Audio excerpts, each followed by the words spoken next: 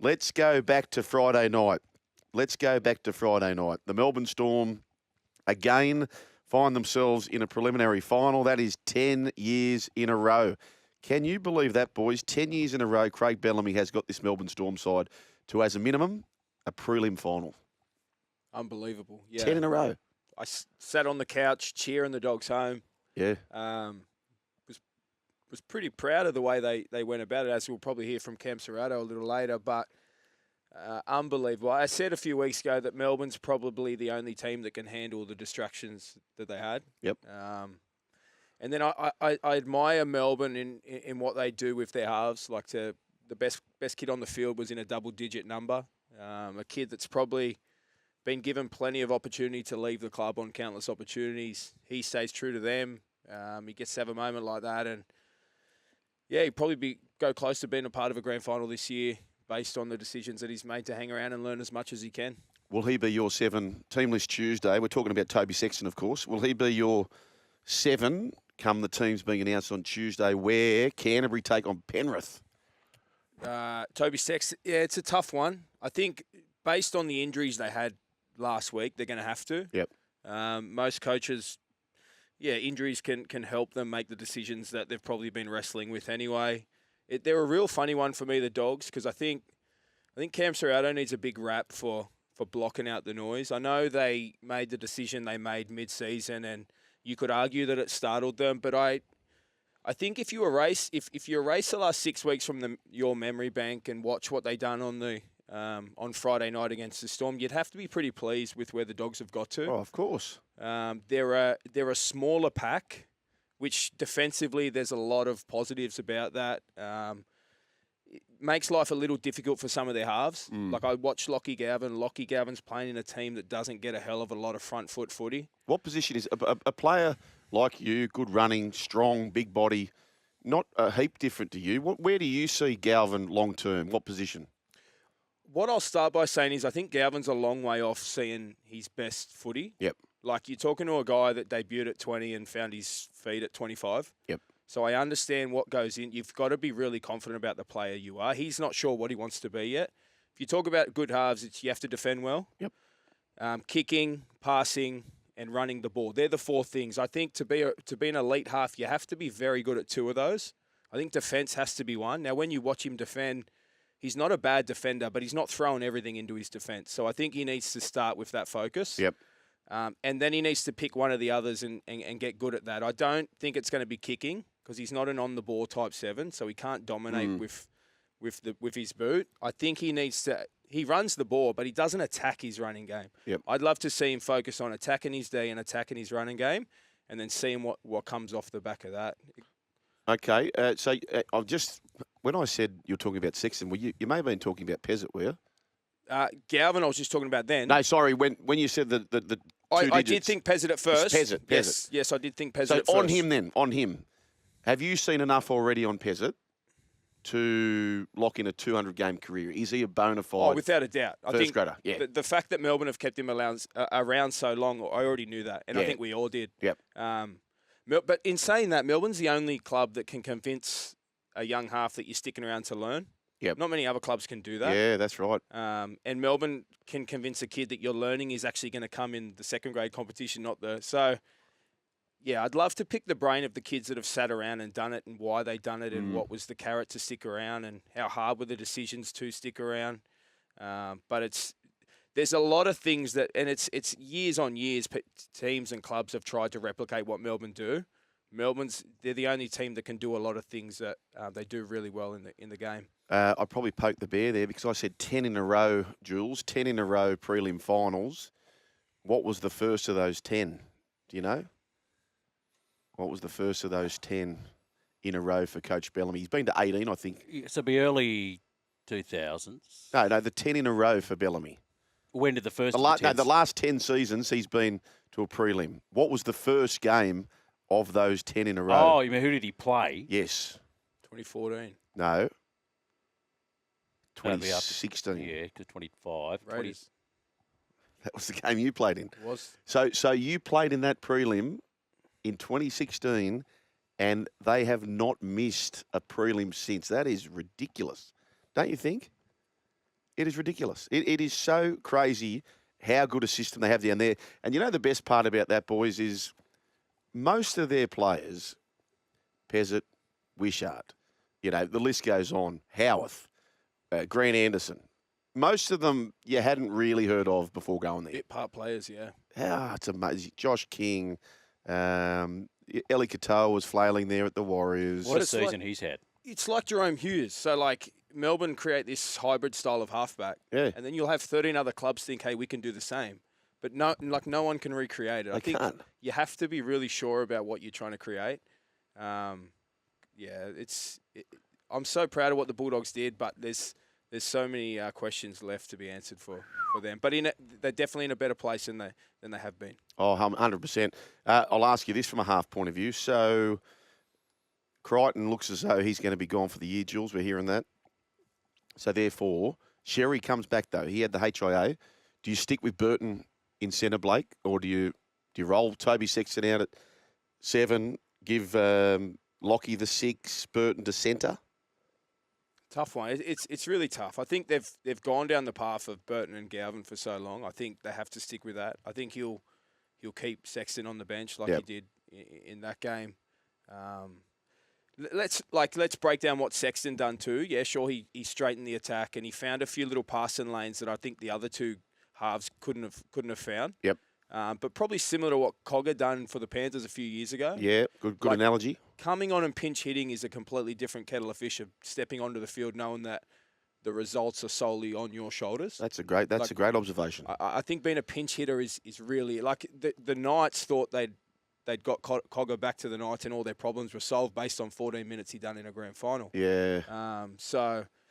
Do you think pitch hitting, and I know what and I've come off the bench occasionally in my time, and the pinch hitting role, it's almost free spins. Yeah, well, do you feel like that? Yeah, well, what I thought, I loved retirement because all the stress in my life went away. Yeah. You know, and I look back on my career and I go, I wonder what if it would have been different if I just said, do you know what, I want to be a lock, and I can drive to the game knowing that all I have to do is tackle people that run near me and run the ball as hard as I can. Yep. The stress of being an NRL level half, it's immense, and it's only getting worse and worse. Like, we've got blokes like us sit around criticising and giving advice based on how they perform at the weekend, but it's the mental side of being an NRL half that's draining. And Toby Sexton would know that better than anyone. Off to Catlins next year, by the way. But, Jules, the sliding doors in that game. So you've got the scenario, Melbourne are in the spa. So they do not risk any HIA. They don't risk any injury, unless, of course, they go hard at training, which they probably will. But they're straight through to the prelim. They don't have to travel.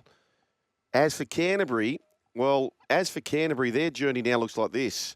You've got the Premiers, who have lost 2 finals games in 5 years. They lost to South Sydney, and they lost that grand final to Melbourne. That's the only 2 I think you'll find they've lost in the last 5 years finals games. You've got them in front of, I don't know, what's the crowd going to be? 60 base, I reckon. Oh, at least, yeah. At least. Yep. So you're up, it's a big, big game. Then you take on the Panthers. So you take on the Panthers, and then you're on the road. So whoever wins out of the Broncos and the Raiders, they've been in the spa, and you've got to travel to them for a prelim. If you won that game, there is a major chance that you're going to take on the team who's already beaten you, being the Melbourne Storm. So it's such... And the same will apply to the loser here today, boys. It is a massive, massive game as far as sliding doors concerned. The Warriors going down to the Panthers. 24 points to 8 at Go Media Stadium. We had the call, a crowd of 24,524. Blake, the way I saw it anyway, I thought the scoreline was flattering in the end for the Panthers. This game was far closer for me. What do you think? I thought probably went the way we thought it would. I think an early run of penalties kept the Warriors in it probably a little bit longer than what many would have thought. Young halfback doesn't find touch on his first. Oh, that hurts. That does hurt. It gives you a bit of an indication of how the day might go. I think when we seen the rain, you thought, what if? Like, we all would have loved to have seen a Warriors victory. But Panthers do what they do best. They strangle you into submission. Isaiah Yeo, I'd seen a few things this year that had me worried. But I think he's back and leading the team around to a standard that we've come to know with him. And, man, they're pretty... Crazy, isn't it? Yeah, pretty scary, the journey they could walk to win a 5th grand final. They'll start favourites for the Dogs too, won't they? Oh, by a country mile, especially in the position that the Dogs are in. I think a full-strength Dogs, they'd still start favourites. Yeah. So based on the week that the Dogs are going to have, it's going to be I think it's going to be a soft little entry into a prelim final for the Panthers. With those penalties early on, do you think, so Coach Webster obviously spent a lot of time there at Penrith. He would know how they go about things in finals. Is that something that Coach Webster would put on the radar for the referees committee and say, listen, just keep an eye out? Is that why they got so many early penalties? Why do you think that was the case? I wonder if the game stepped in. I couldn't stand the look of the goal line attack from the game the night before. I don't think Cam Serrato was too far from correct when he said that it was refereed in a way that was hard to get anything going. I think I hate the look of the 6 again calls whenever teams are attacking the goal line. I was actually watching the Dogs early on, and I thought, when you get a 6 again there, you're almost better off handing the ball back to Melbourne in the corner and saying you bring it out from your end. The thing we know about Melbourne, they're easiest to break down in the midfield when you can cause a bit of second phase and move the ball with a bit more freedom. So are you saying that you would prefer to just take the 2 or be offered the 2? Is that what you're saying? I think you should be offered to take the 2. Yep. It's such a hard spot to start your defence from. Yep. Teams like Melbourne will eat that up all day. They also get to lay around in the ruck and make it as messy as they can. As I said, I would have handed it back and said, you come out from your corner. Yeah, right. Because I think if you park down there for 4 minutes and you can't score, that could be your attack done for the rest of the night. Because you go, do you know what? We can't break these guys. So maybe you consider then in that scenario, if it is so hard, and I'm sure the data suggests that as well, maybe you do consider a play 2 or 3 kick. Yeah, something a little bit different. But then you've got to contend with a 7 tackle set if you get it wrong. That's right. So I'm saying, hey, we'll back our D. We'll get you the next set. We'll make it really uncomfortable. You'll kick long. We'll catch on our 30-40, and we'll get you in the midfield. Yeah, okay. That's where you break Melbourne down. They're too good on their goal line. Okay, that's good insight from our man, Blake Austin, as the Warriors.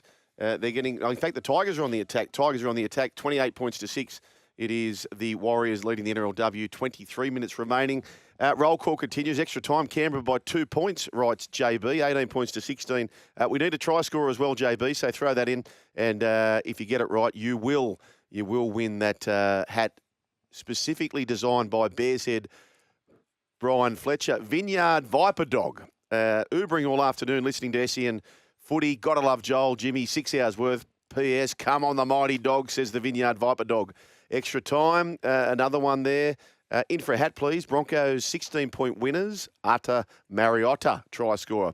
Selections legends are made from. I tell you what, that is a selection legends are made for. If the Broncos were to win by 16 and you knew Ata Mariotta had scored, that is a wonderful tip. Keep the confessions coming through as well. Lucas from Gilberton, Broncos by 4 with Katapani to score a try. I think you'll be scoring a try as well, Josiah Katapani.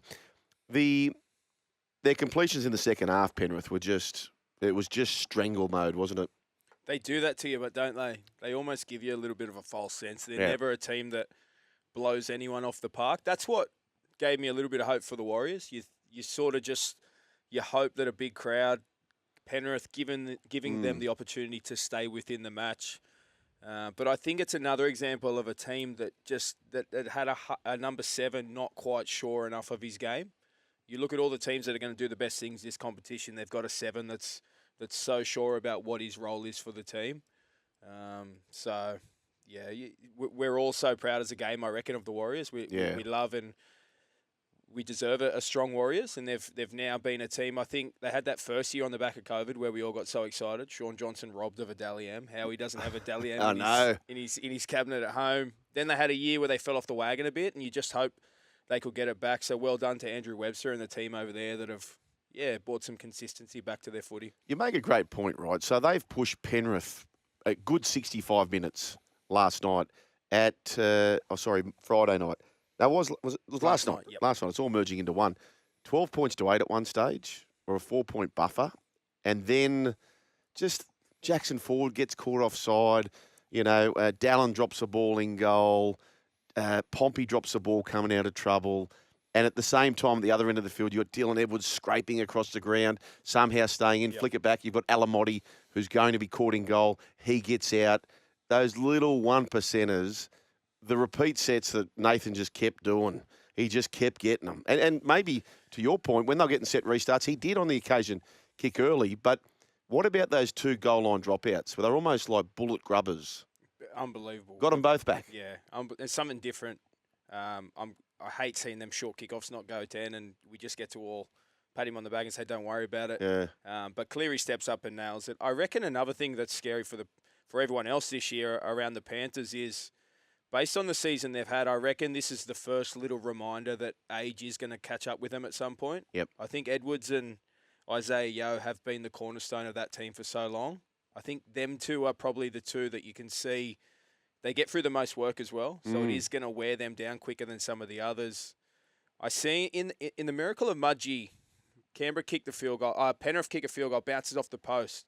Now, if you go back and watch that clip, and I know Isaiah Yeo is back from injury, but he stands in one spot and he doesn't move. And I reckon some of the Raiders players got within about 6 or 7 metres of him and he watched them run straight past him. Right. Now, for me, I seen that moment and I thought, you know what, he'll watch that in video, he'll be embarrassed and he'll be back next week. Then Ivan Cleary rests every one of them and I'm going, gee, what are they going to do now? But then he's got back to a level now that we've come to know, and I reckon it may just internally maybe just the reminder they need that we can't keep reaching the levels that we have. Yeah. And it's why I think, as I said, they're going to get a soft landing into a prelim.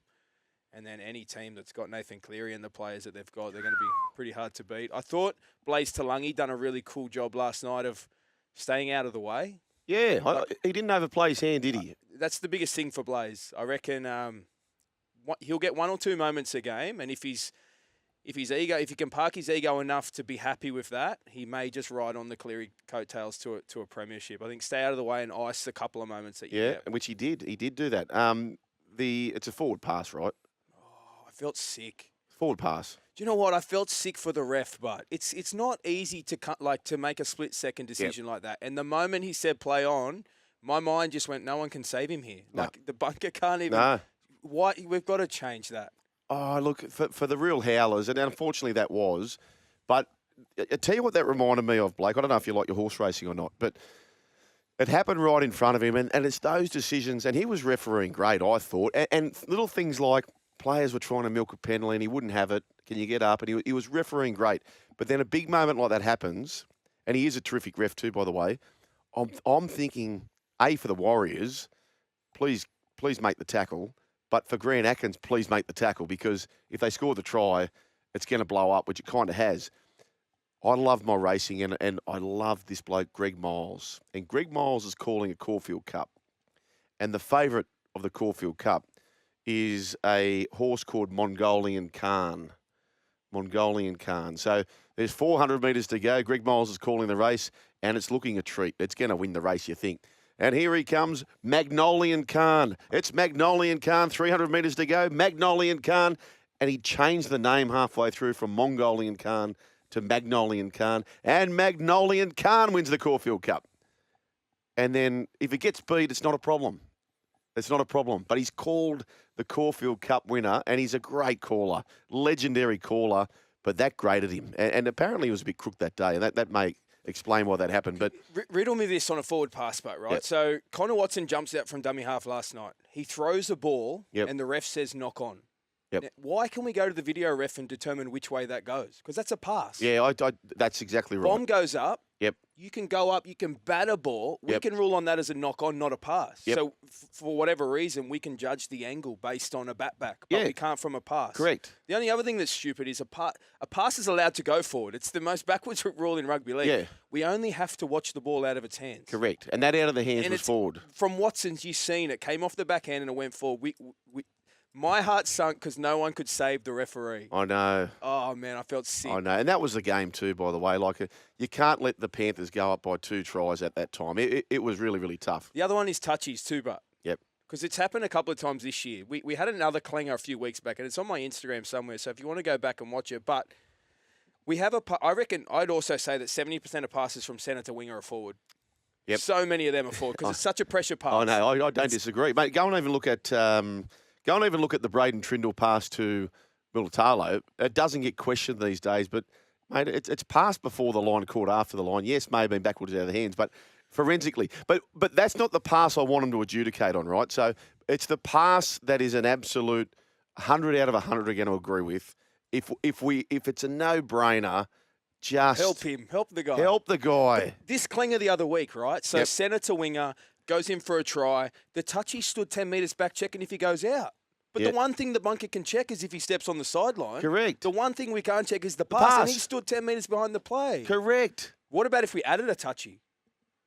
To Touchy on defence and on attack. yeah, I actually like what you said there. Don't worry about the running out. But then the only caveat to that is if he stays in and he did go out, then I guess the touchy's missed it. But then that's on the bunker. Like when the Klinger happened last night in the Warriors game, I was praying they got tackled. Actually, yeah, I was praying they got tackled so that it wouldn't cost the referee because he did have a good game. He had a great game. He did, and he's a good referee. He is a very good referee. So there you go. And the number 4, Peyton Tuckamoana, has scored a try. And with 16 minutes to go, it's the Warriors 32 with a kick to come. West Tigers 6. And Peyton, by the way, she'll be there Dally M night alongside Mark Norman and Awazi collecting her top try scorer of the year award. Andrew Webster, they've had a great year. You mentioned that. And in the circumstances, so you go back to last year, they lose Tohu Harris, not just a club legend, a game legend, who just gave so much to the game. Sean Johnson, a former Golden Boot winner, probably should have won a Dally M, as you said. Definitely. He retires. And then Adam Fanua-Blake, the best front rower arguably in the world. And we know that because this year he's ran for 300 more metres than any player in the comp. You know, that's post-contact metres. So despite the fact people are saying, oh, how's he gone? Well, he's still gone bloody good. Then you lose Mitch Barnett. Then you lose Luke Metcalf. And you still push the Panthers, Blake Austin, 65 minutes in a big final. Well, that's the thing. And it's similar to what I said earlier about the Bulldogs. Like if you erase their last 6 weeks and you said they're going to get to the first week of the finals and they're going to push a team all that way, then you'd say that like the Bulldogs and the Warriors are in a good place going forward. Obviously, it's a results-driven business, so you'll only really ever be judged on wins and losses. But I'd say as a game, like the game's had so much pride for the Warriors now for a few years. It started off as a bit of a trivial reason, or not trivial, but they did so much for us in COVID. But now we're starting to enjoy sort of the footy that they're playing as well. We're going to hear from Coach Webster in a moment, and Coach Cleary for that matter. But just before we do so, the Schneider try, you're completely comfortable with that? Yeah, I was. Yeah. I was. The momentum was there. Yeah, I think so. Momentum in that one. He did, by the book, I think, promote the ball. Elbow came up for sure. Yeah, but that's kind of natural if I suppose, in that situation. I'm okay with that. Not okay with the try they scored off that kick. Cleary, 694 kick metres. He had it on a string. Yo, as you said, 134 metres. Run metres, 52 tackles, 53 post-contact, 12 hit-ups, 28 receipts. So he's probably back. Andrew Webster, he's had a fine coaching career to this point. The coaching vocation has high turnover. But if you had to ask me, Blake Austin, in 10 years' time, is there an Andrew Webster coaching in the NRL? I'd say absolutely. Yeah, without a doubt. Andrew Webster was on the staff when I was at the Tigers. Can break down defences, loves attack. I remember at that time, Mitch Moses, Luke Brooks, them guys coming through, they spoke so highly of Webby. And it's because he facilitated a lot of their attacking flair and exuberance. I love what he done. As I said, they fell off the wagon a bit last year after the first year really cool. But I think this year solidifies that he can get a team up and he can get them consistently competing over such a grueling competition. Who's your rookie of the year? So Mark Norgan and Awazi, he would pretty much own that. But the NRL came out and they've eliminated him about 6 weeks out before the regular season finishing. So he said, you know what, if you're going to take my invitation to the Dally M's away, I'm going to get one back. And he just kept scoring tries for fun, and he's going to be the Ken Irvine medalist, and he will be the Dally M's. So, but he's not eligible to win the Rookie of the Year. And I'll ask you too, Jules. Iongi's got to be there somewhere. Bobby Toyer, having played for Queensland, doing a great job there, marking the likes of Latrell Mitchell, and then Leka Halasima.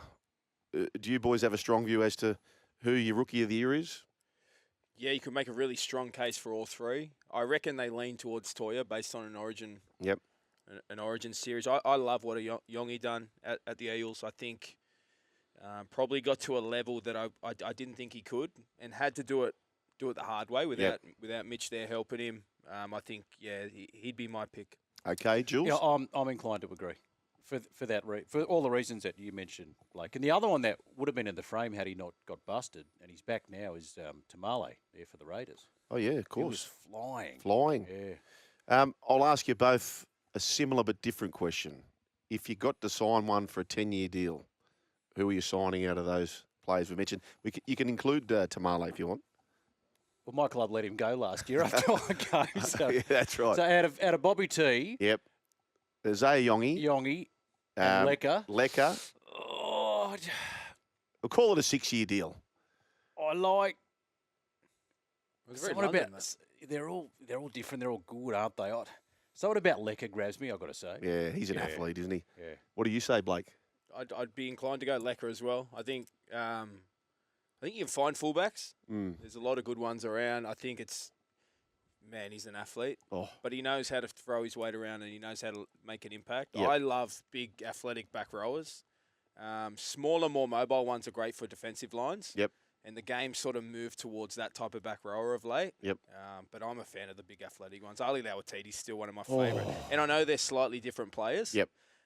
But I still remember in the backyard as a kid, like I wasn't a Warriors fan, but if you felt really brave and you wanted to run straight at someone, you were Paliacina. Oh, And big Paliacina. And if you wanted to get really creative with a round the corner pass, you were Lauatiti. Yeah. Paliacina, he was the original off the back fence merchant. Rhino used to dip his head. I got to meet him. Did you? He's heavily involved at Hull FC. So. Oh, right. Champion fella, but They called him Rhino, did they? Paliacina.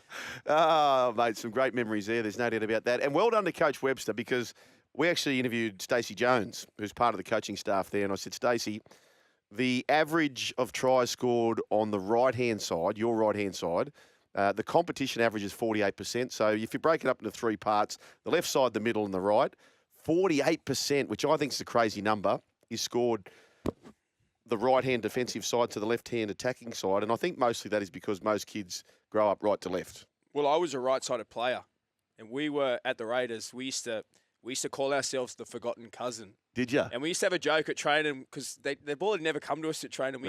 Between me, Rapper, Elliot Whitehead, and Jordan Rapana, so a few different characters there. Yeah. We had to balance them at the best of times.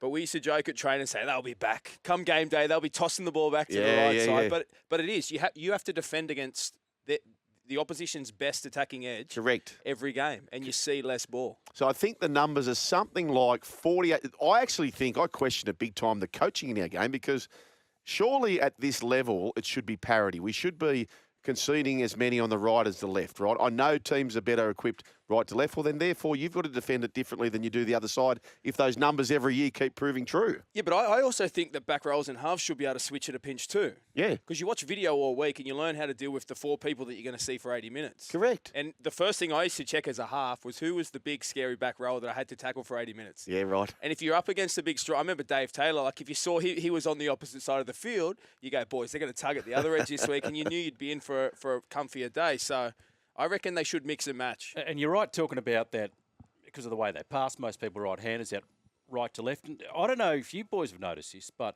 a number of games that we've called, you see that setting up shape out to the left, everyone's looking for that. Dummy half goes through. That's right. Schneider did it last night. Schneider did it. We saw it in the Manly Warriors game as well. Sam Healy did it. Yep. I think Jakey Simpkin did it as well. Yep. It's happened a lot, Sammy Healy. Yeah. If you ever see a fullback at marker on the goal line, which you do often see, that they don't want to be there. Like they don't. Rudolph last night. Rudolph. Yeah, they don't want to be there, right? Because they know there's another job they've got to look after. It's an illusion. Yeah. So you've got to go for that. You've got to test that illusion out. Dylan Edwards gets himself. Well, not only that, most fullbacks these days are 3 foot tall. Like Tedesco's actually a pretty big body. But if that's a Weeks today or a Walsh, you're running them all day long. As soon as you pass it, they want to be on their next assignment. It's an illusion. Can we squeeze in a call before we go to a break? 1300 01 1170. Before we go to Jace, lots of texts coming through. Keep the roll calls coming in, folks. Who wins by how many? But you need to add in a try scorer. Archie Bishop of Canterbury's got some nice words to say. Joel, Blake Austin is an incredible addition to the brightest minds of the SEN stable. Don't let him go down the wooden elevator. Lock him in now. Now, says Archie Bishop of Canterbury. Open line, we go to Jace at Sydney Olympic Park. G'day, Jace. Oh, g'day, Sugar, and g'day, Blake. I loved watching you play, Blake, when you were over here, and I know you had a good career over in the Super League as well. Now, I'm a Warriors fan. I actually, was happy with them for where they finished up, because after that Vegas start, it was, looking downhill, but they did really well to come back from that. I actually want to ask you, Blake, a question specifically around Super League. Now, it's only because I saw a clip of Kyle Fledt over in the Super League. The great North Queensland winger scored the great try in the grand final in 2015. Now, it was a real glancing blow. I don't know if you saw it, Blake, but he basically fell like a sack of spuds, but it didn't even really clip him. And he got a green card over there. I wasn't even aware that that's what they have. Now, you'd know that probably better than me, Blake. That's like an HIA card or something like that. Is that how it works? I would say there's not too many things the Super League do better than the NRL in. Not many at all. But I believe the green card, it was introduced for that kind of stuff. I think the rule on the back of that would be that he has to take himself off the field for the pursuing attacking set. Oh, right. That would give him, so they basically said if you want to lay down, that's fine, but you're then going to have to be removed from play and be checked for concussion. So I don't think it's too bad of a rule. I don't know how big I guess diving, if we all think diving, we're going to go straight to Harry Grant field goal fiasco that we had a few weeks ago. I don't know if a green card would have saved that situation.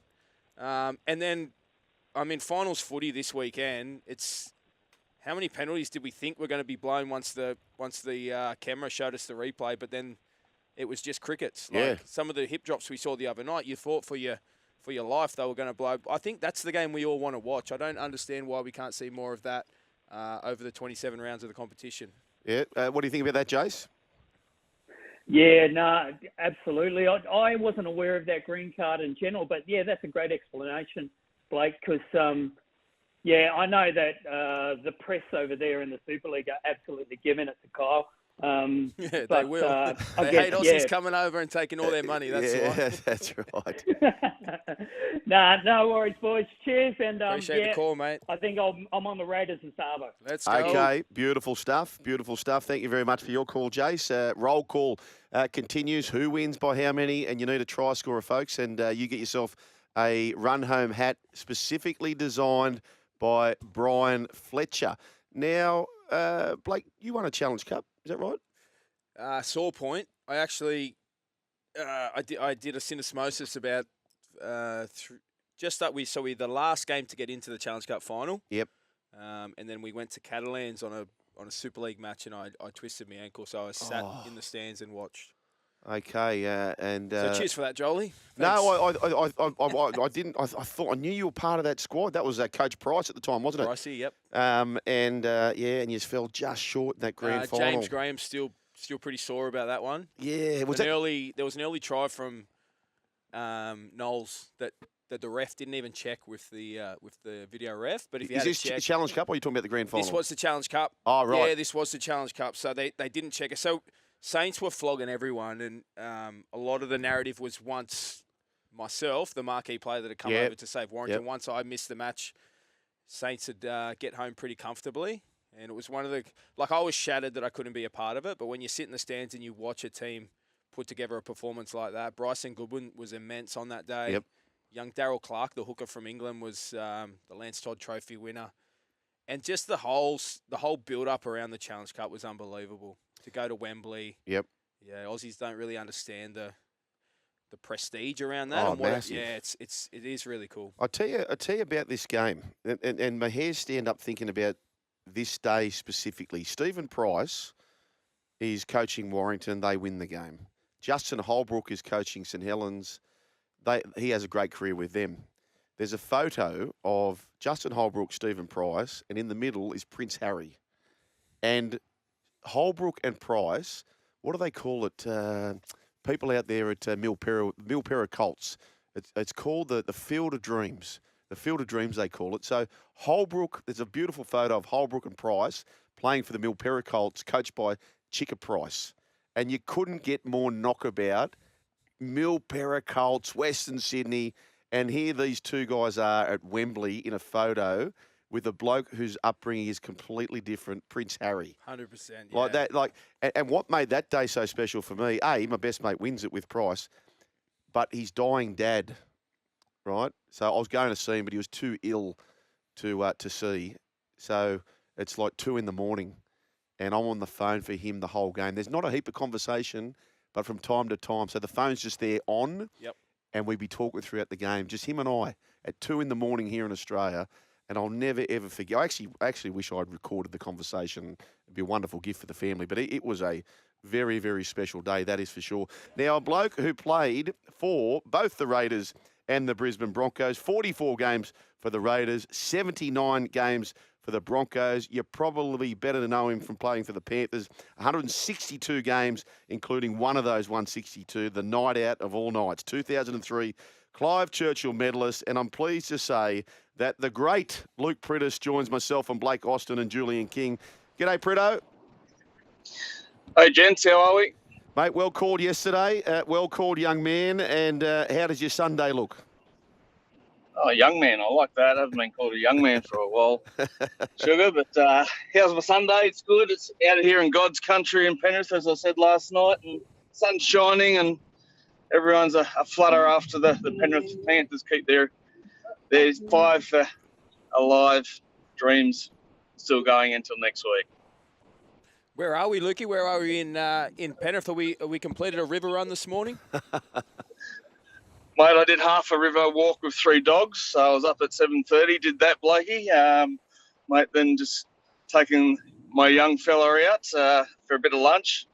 So I'll hopefully be back home in the next hour or two to settle in and watch what will obviously be an awesome game.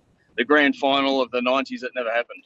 Yep, that's exactly right. 93, it should have happened. The Raiders is where you start your career. You spend some time at the Broncos and then ultimately the Panthers. Who are you cheering for? Oh, look, I can't lose either way, can I? As I said last night, Sugar, the missus goes for Brisbane, so I'll probably just keep quiet if Canberra scores to keep her happy. But as I said, I'll sit on the fence. But either way, I'll still have 3 sides left in the comp. So, but look, I think as we spoke about last night, it's always hard for teams to go down to Canberra and win down there. And look, I really think that the Raiders, Sticky's got the Raiders just, going all guns, all cylinders are all firing. And as I said, I think they've just got a complete side.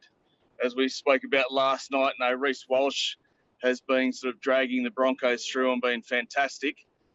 But as I think I've heard just talk about Ethan Strange, Fogarty, they've got a complete halves. They're not relying on one bloke to sort of drag that side home. And I think Ricky will have them sort of really G'd up for a great game today. And I would believe if you're going to tip someone that the Raiders go in and have the week off, just like Melbourne have. Luke, we're obviously chatting based on your links between Brisbane and the Raiders, but when I look at the Raiders team, they remind me a lot of the 2003 Penrith Panthers team. I think a team with a lot of exuberance, but every individual is so sure about their role. Can you see a few links between them two teams, and what was it that made the Panthers successful at the back end of the year in 03? Yeah, Blakey, yeah, exactly right, mate. It's a young side there that the Raiders have got, but there's got a sprinkling of some old heads there in Papali and a few of those other forwards that are leading the way. So, if you sort of reminisce back to 2003, we had the same. We had a sprinkling of a couple of old heads there. I won't say that I was too old back in 03, but I'd been there to a grand final before, done it and won it, so a bit of experience there. But I see the same with the Raiders. They just seem to be a bunch of young blokes with a couple of old fellas there. They're enjoying their football. They all know their role, and they've got some really exciting machines there in terms of blokes that can run the full length of the field. When we sort of look back at maybe Melbourne and the Melbourne game on Friday, I don't think you looked across the park and saw, is there anyone that's going to run the full length of the field in Melbourne? I know that Warbrick did that intercept, but by the 70-metre mark, he was huffing and puffing. So I think if there was a fresh side on the other flip side, he would have been run down. But the Raiders, they got probably 4 or 5 genuine blokes there in the back line if they get in space, you're not catching them, and that makes a difference. Boys, I tell you, this competition is so gettable. Like the likes of Cronulla could do it. It is so open now. Every team remaining, I think, has a case to win this comp. Pritto, you think about the Melbourne Storm, and we see that purple jumper, that intimidating purple jumper. But, boys, do you know this? With all their success, there's only one player in their team who's won a grand final. That's Cameron Munster. He's the only player I think you'll find in that team who, and I'm taking, of course, from the weekend, no Ryan Papenhuyzen, no Jerome Hughes. That team that played the other night, only one player, and that was Munster. So it is a wide open comp. To go back to 2003, and I like this comparison that Blake makes with your 03 side with the Raiders. You guys had an unbelievable season, as the Raiders have. So I think you'll find going into the finals, you only lost 5 games all year, which that's about the same case for the Raiders. When did you know? And if these Raiders, would they know right now, we're going to win this comp? When did you know that this was getting very real?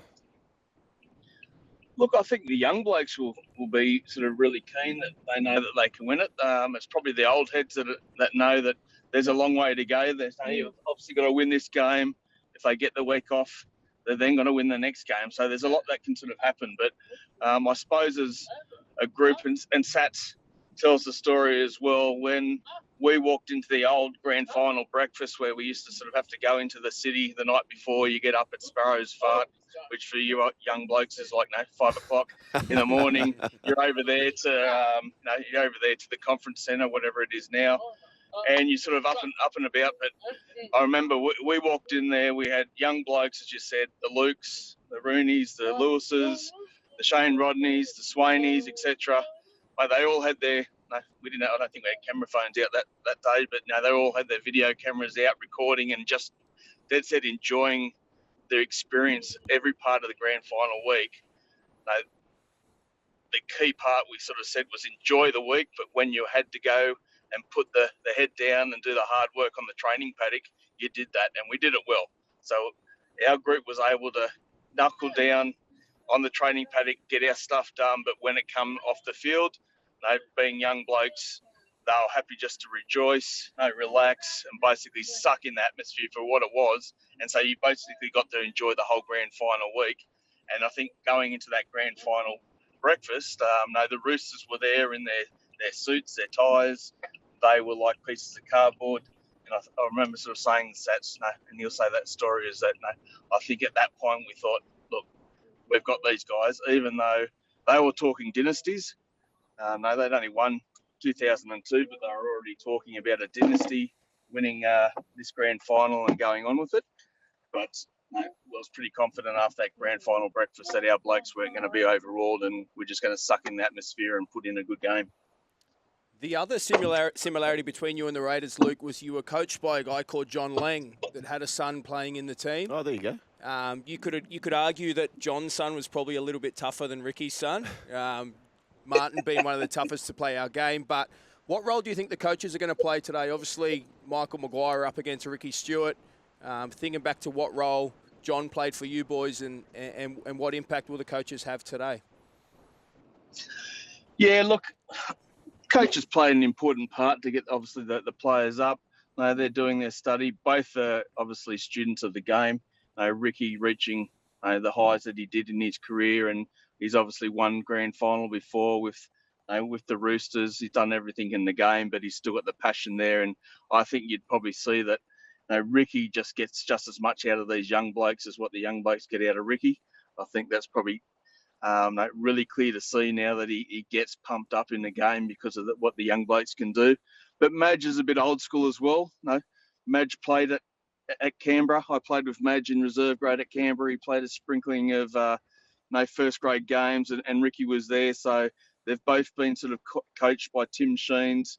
They've got their own experience. Madge has gone on and won a grand final with the Rabbits as well, I believe, as the coach. So they're both experienced. Madge has obviously come back, won New South Wales State of Origin last year. So they're great coaches and they're great students of the game. So they won't leave any stone unturned. But it's just about once they're in the shed, there's not too much that a coach can say that's going to, as you know, Blakey, Sugar, you're either on or you're off. A coach isn't going to give you a pre-game speech that's all of a sudden going to turn you on. You've got to be there. You've got to be ready. You can't just sort of turn on 5 minutes before you run out for the game. So it's up to the players, and I'm sure that, what are we, 2 hours before kickoff, I'm pretty sure that most of those blokes will be turned on, both obviously Canberra and Brisbane, looking to go into next week and get a break, and hopefully being that little bit of a chance to recoup the body, and maybe that gives us that extra 5 or 10% chance having that break that now you're going to go on and get into a grand final.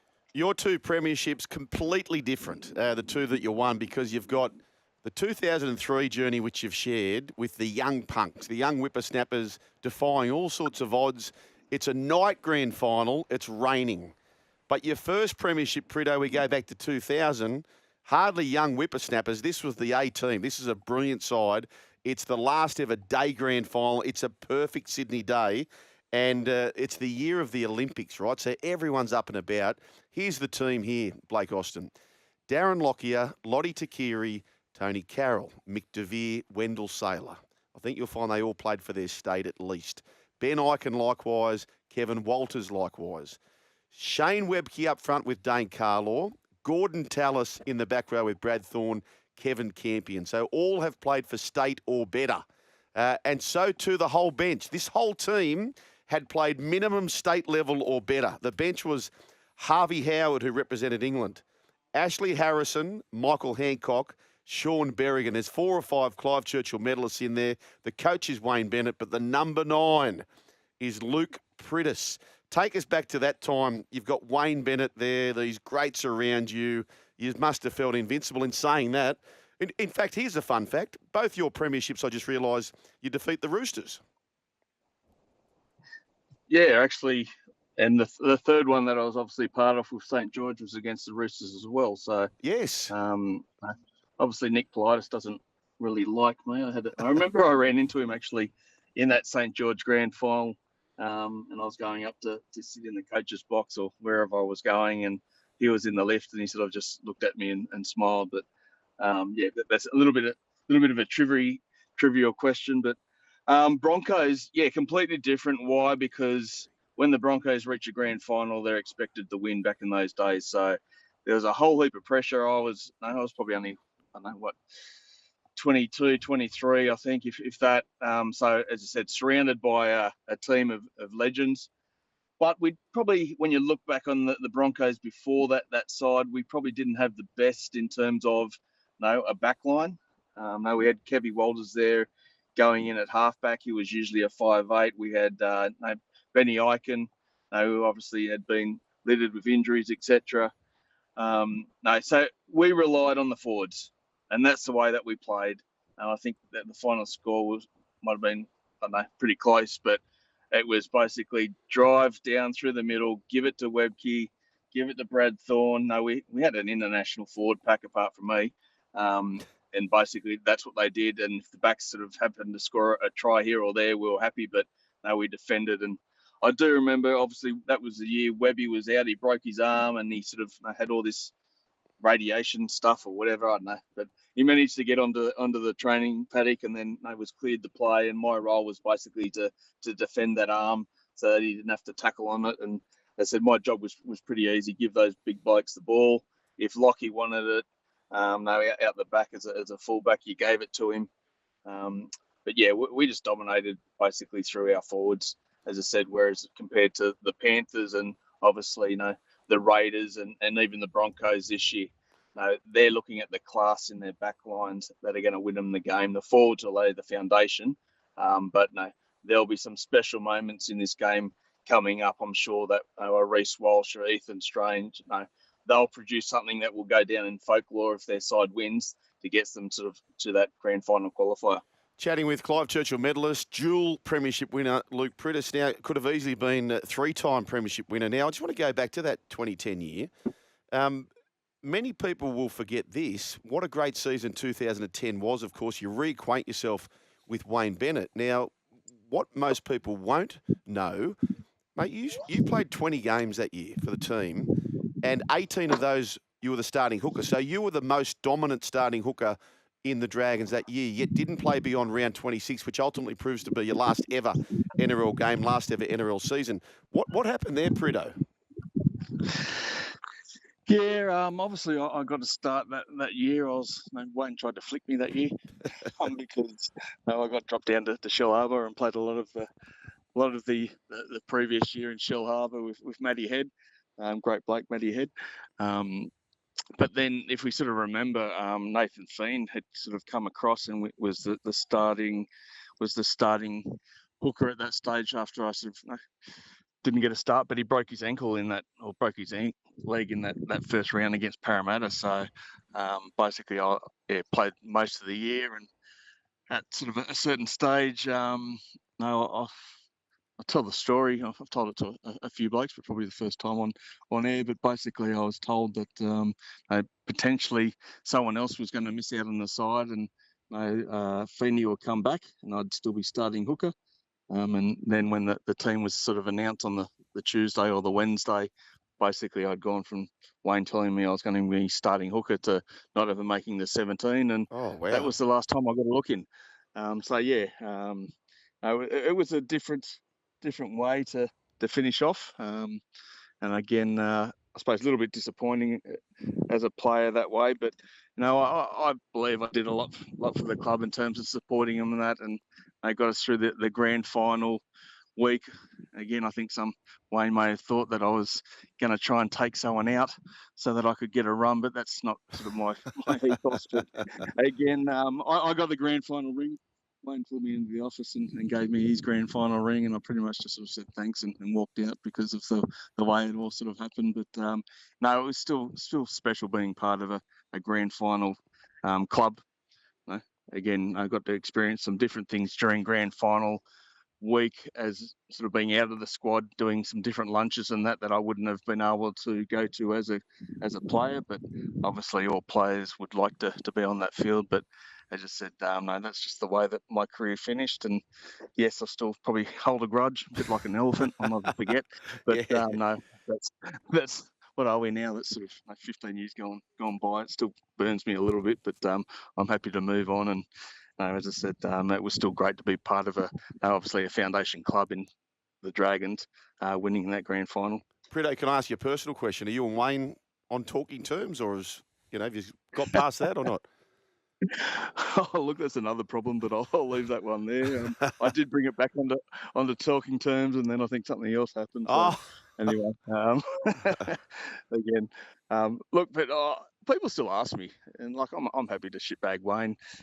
That's just the way that life is, and there's plenty of other ex-players that will do that as well. But the one thing I always say is that he was the best coach I had. Yeah, right. I'd say whether you, in terms of the personal life stuff, all that sort of stuff, he's helped plenty of players, but there's probably obviously more players that will also say that they did the dirty on them. But at the end of the day, you're there to win football matches, and Wayne is and will go down as one of the best coaches the game has ever seen, as will Ivan for the Panthers, and obviously Bellyache there as well. So there's blokes there that have done a lot for a lot of players and the game. And as I said, we're all just, at the end of the day, we're all sort of pawns in the big game, and we all earn a living or have earned a living from the game, and very grateful because there's not too many people in the world that get to play something that a sport that they'd play for nothing anyway, just because you love the game, but you get to earn a good living out of it. And obviously,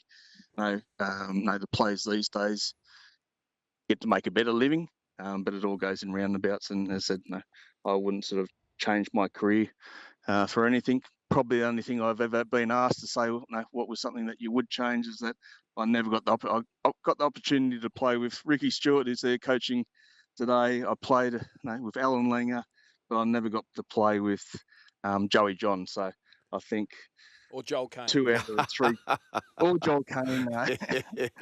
Played against you in the juniors, I think. You told that story, Joel. But, yeah.